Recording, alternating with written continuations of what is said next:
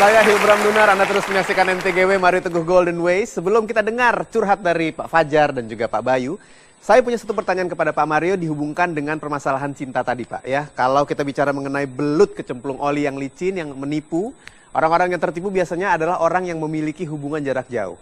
Nah, Pak Mario melihat seperti apa hubungan jarak jauh, LDR, yang banyak bohongnya ternyata Pak, atau yang tidak berhasil. Terima kasih Mas Hilbram. Sahabat-sahabat saya yang baik hatinya, yang masih berdoa untuk jodoh, apakah Anda minta jodoh Anda didekatkan? Jodohnya dekat. Kalau tidak ada kata LDR dalam doa Anda, kekasih Anda pasti dekat. Kalau Tuhan berilah aku kekasih yang LDR, itu mungkin jauh. Di Jerman, di Prancis, atau di Gondang Legi. Nah, tetapi kalau doanya didekatkan, jangan lihat-lihat yang jauh. Kekasih itu rata-rata hanya 10 langkah. Tetangga sebelah. Oke, nah. Yuk kita lihat mengapa cinta yang jauh itu bermasalah. Oke, yuk kita lihat memesnya. Nih. Cinta yang jauh dan jarang memberi kabar akan digantikan oleh cinta yang dekat dan mesra. Ya toh? Bilang dia, oh dia sibuk Pak Mario, nggak bisa menghubungi saya. Betul, sibuk dengan yang di sana. Karena jika dia mencintaimu, dia akan menghubungi betapapun sibuknya dia. Ya toh? Tapi pacar saya hanya menghubungi saya, memberi kabar seminggu sekali.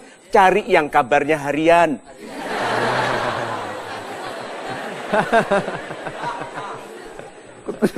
So, sekarang lihat kenapa LDR itu bermasalah, karena cinta yang jauh membibitkan curiga.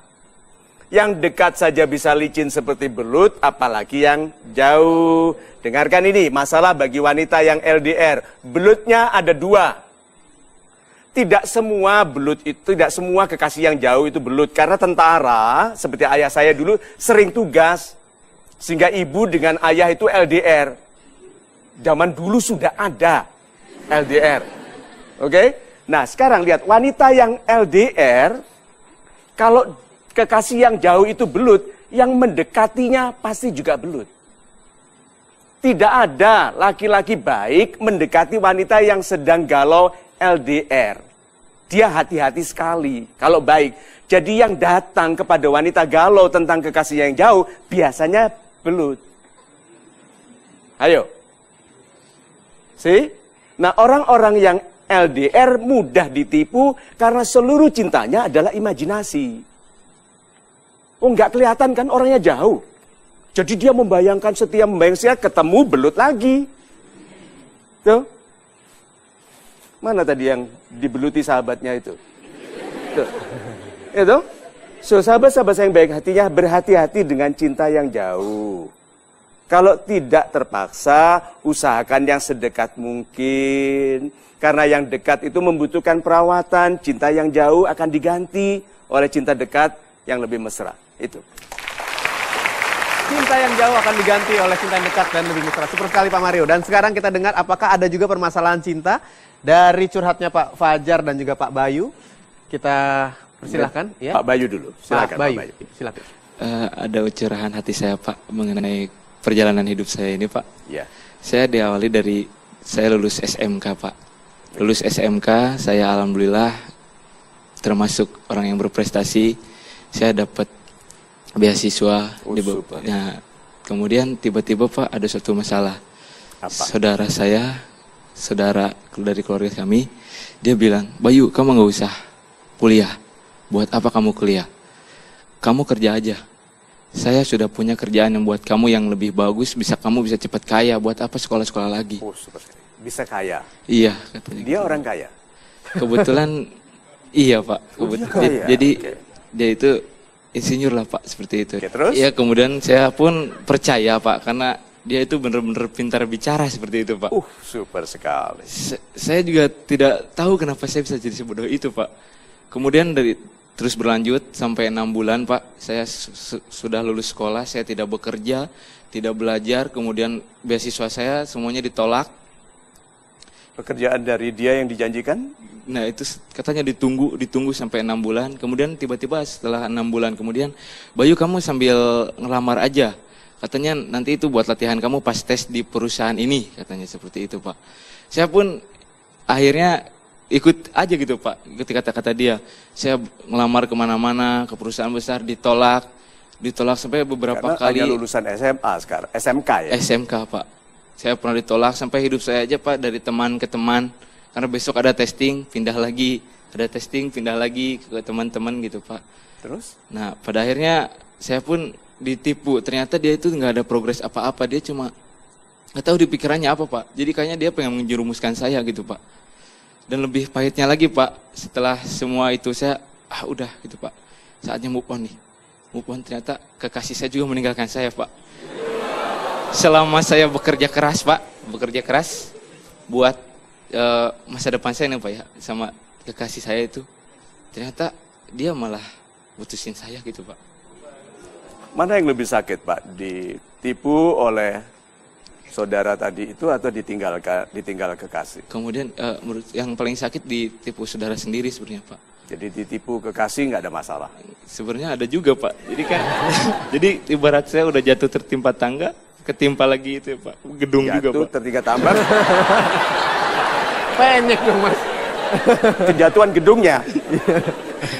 Super, kita sudah dengarkan itu. Pak Fajar? Saya sekarang status single parent. Ya. Sudah pernah menikah? Saya sudah pernah menikah. Saya ditinggalkan istri saya karena dulu saya salah dalam mengajarkan konsep kehidupan. Salah mengajarkan konsep kehidupan kepada istri. Iya. Apa yang Anda ajarkan? Saya ajarkan satu, karena dulu ada setiap apa yang kita butuhkan ada. Jadi dulu saya menyelesaikan setiap masalah itu dengan uang. Dulu Anda berbisnis sendiri? Bukan pekerjaan, cuma waktu itu memang pekerjaannya kebetulan alhamdulillah baik. Membayar dengan baik? Iya, dengan baik. Ya, dan itu kebetulan waktu itu kan masih belum krismon ya. Dan itu setiap masalah saya selesaikan dengan uang. Dan satu lagi saya selesaikan dengan masalah dengan sabar. Jadi dibayar, kalau nggak bisa dibayar disabari? Iya.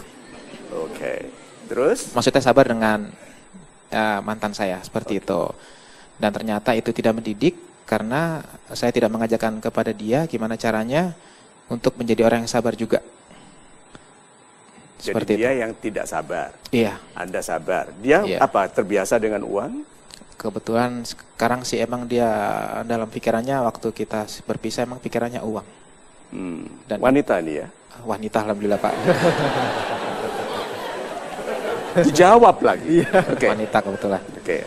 Terus dan masalahnya dan kemudian akhirnya karena saya tidak ada motivasi lagi, terus selama 2 tahun kita pisah, dan kemudian saya pas bulan puasa kemarin saya minta sama Allah, berikan saya sekali lagi seorang wanita yang bisa buat saya motivasi dan saya pengen bawa untuk ke depannya selamanya. Dan diberi kebetulan oleh Tuhan? Dan alhamdulillah saya diberi. Dan itu karena mungkin mendoanya waktu bulan puasa kali ya. Semuanya itu lancar sekali selama sebulan, 2 bulan, 3 bulan, 4 bulan. Motivasi saya bangkit. Akhirnya saya pindah berapa kali kerja hanya untuk mengejar gimana cara saya membahagiakan dia. Walaupun saya sudah ada amanah sebelumnya, yaitu dari mantan istri saya. Ada berapa putra? Ada putra putri 2. Putra putri. Iya, dan ikut Anda? Enggak sama saya semuanya, karena ya itu, karena dia berpikirannya gimana caranya menyenangkan, ngajak istilahnya gimana ya, pokoknya mereka semua ikut dia semua lah. Ikut ibunya atau ikut ibunya? Ikut ibunya. Iya, dan karena masalah itu juga saya sampai sudah tidak dianggap sebagai anak lagi sama ayah saya.